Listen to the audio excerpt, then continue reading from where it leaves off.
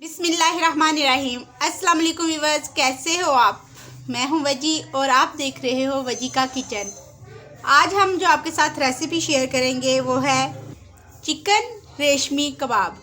इसके लिए हमें चाहिए चिकन 300 ग्राम, हाफ़ टी स्पून लाल मिर्च, 1/4 टीस्पून हल्दी, 1/4 टीस्पून अजवाइन, 1 टीस्पून नमक, हाफ़ टी स्पून काली मिर्च, 2 टेबलस्पून खुश्क धनिया और ज़ीरा।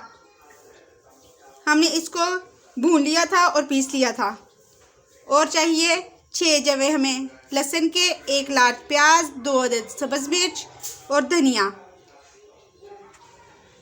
अब हम ये चिकन चॉपर में डालेंगे, ये सारे मसाले भी डालेंगे और ये जो लहसुन अदरक है ये भी हम सारे का सारा डाल देंगे और इसको चॉप करेंगे।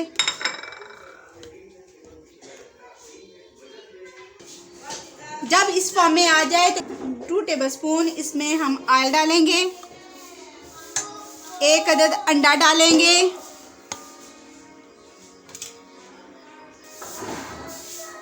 और 1 चम्मच हम इसमें योगर्ट डालेंगे और दोबारा हम इसको चॉप करेंगे।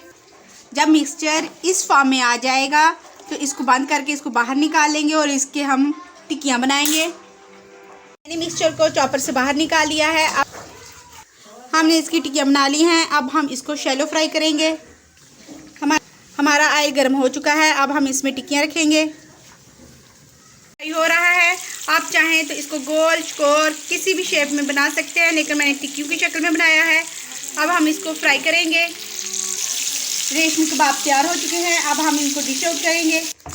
हमने रेशमी कबाब बना लिए हैं। अगर आपको हमारी ये वीडियो पसंद आई हो तो प्लीज़ लाइक, शेयर और सब्सक्राइब करें। अल्लाह हाफिज़।